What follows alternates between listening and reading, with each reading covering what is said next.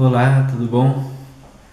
Esse é um vídeo, então, que faz parte da avaliação da disciplina de Educação Brasileira, Organização e Políticas Públicas. E aí o tema é Educação Inclusiva. Aí eu começo com essa frase que eu encontrei numa publicidade da TV portuguesa, né? Que é o seguinte: somos todos diferentemente iguais.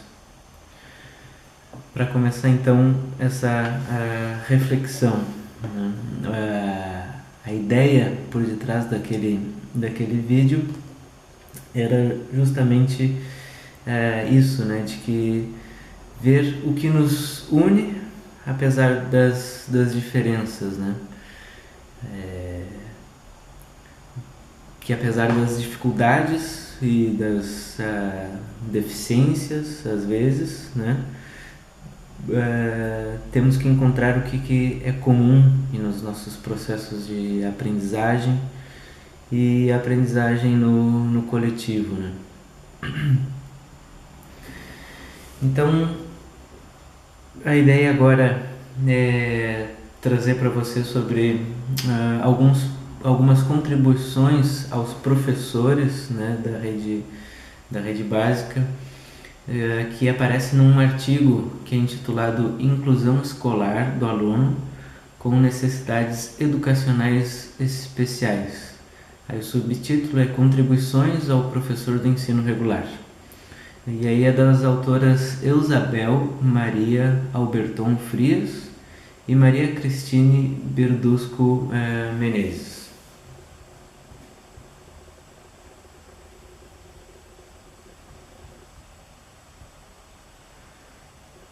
Vou pontuar então algumas dessas medidas de inclusão, né? Então, atendimento para alunos com deficiência visual ou cegueira. Então as autoras colocam o seguinte: favorecer o aluno com posições em que a audição e deslocamento do aluno sejam facilitados, não deixar objetos no caminho ou qualquer coisa que possa causar acidentes. Detalhar verbalmente atividades que serão desenvolvidas buscando torná-lo visível ao estudante. Oferecer suporte físico, verbal e de condições para a realização da atividade e provas. Materiais básicos, reglete de mesa, punção, soroban, máquina de datilografia braille, textos transcritos no sistema braille e etc. Aí algumas dicas, né, para atendimento para alunos surdos ou com deficiência auditiva. Posicionar o aluno de forma que ele possa ver os movimentos corporais e faciais do professor e colegas.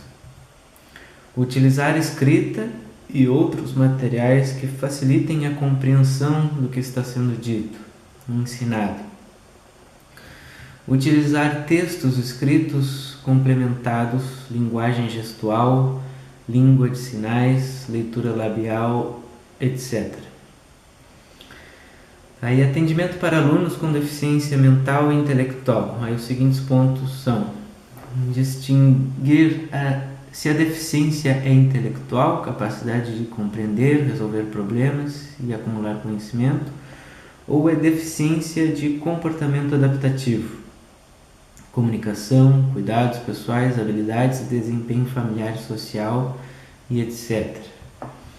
Estimular o aluno a se superar, desafiando-o como a outro aluno com as demais deficiências. Estimular suas habilidades, encorajar o estabelecimento de relações com o ambiente e pessoas ao seu entorno. Estimular a autonomia do aluno. Posicionar o aluno em local onde o professor possa dar mais atenção e oferecer um ambiente acolhedor. Aí, adaptações para alunos com deficiência física. Facilitar o deslocamento do aluno, oferecer equipamentos que facilitem a realização de atividades, não movimentar ou tocar em cadeiras de rodas sem pedir permissão, utilizar preferencialmente rampas ao invés de escadas. Aí, adaptações para alunos com altas habilidades ou superdotação, estimular a autonomia do aluno com leituras, pesquisas e buscas de materiais extra-classe, seguindo seu próprio ritmo. Estimular raciocínios complexos, a criatividade e a criticidade, ampliando discussões, por exemplo. Estimular a convivência com os colegas e a realização de atividades através da cooperatividade e do respeito aos demais. Esses são alguns dos pontos, então, trazidos pelas autoras Frias e Menezes nesse artigo de 2008. Né?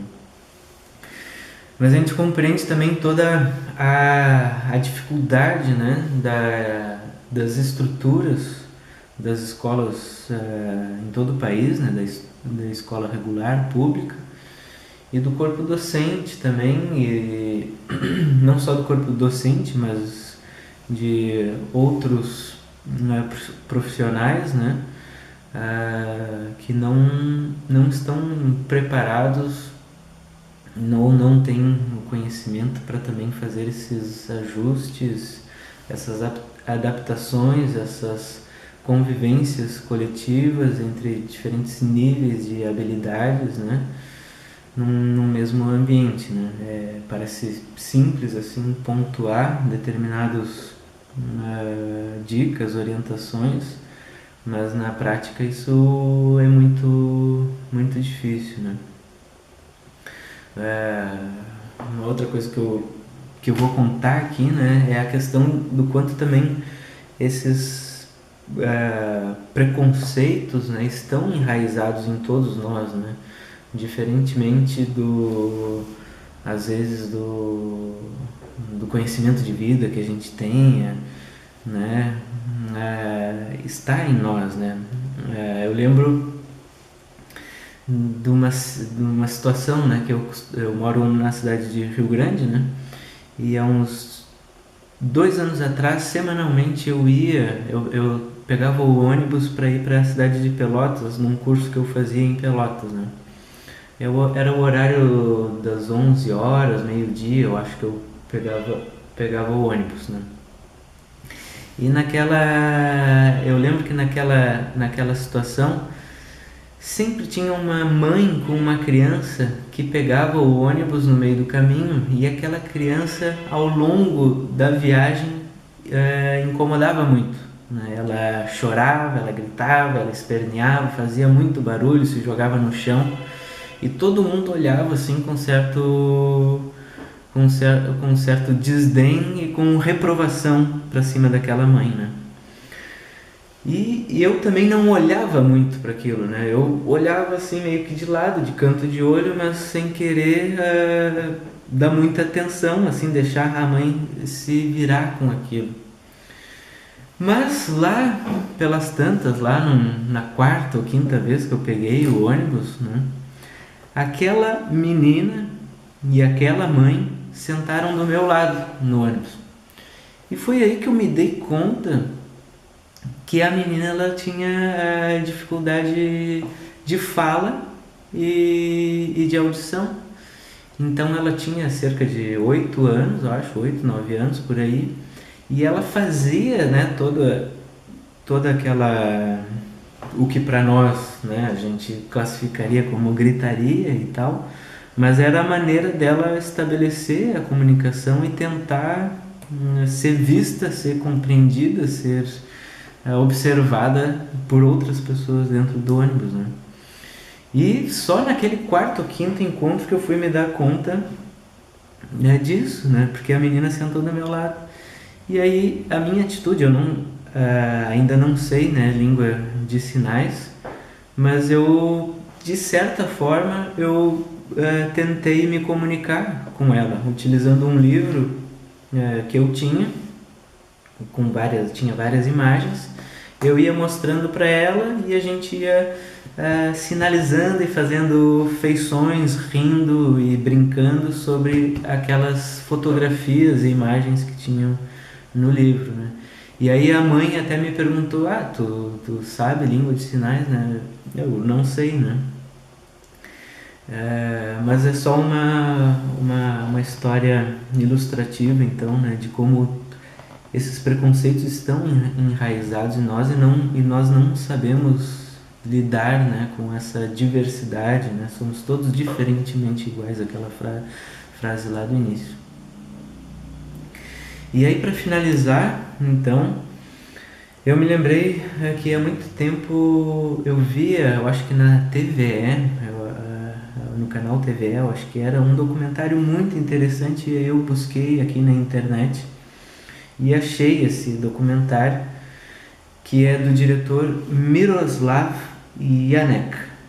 É um documentário de 1996 e o título em inglês é The Unseen, em português está como O Sem Visão. E é um documentário muito bonito, muito interessante sobre uma escola especial, né, para as crianças cegas na República Tcheca.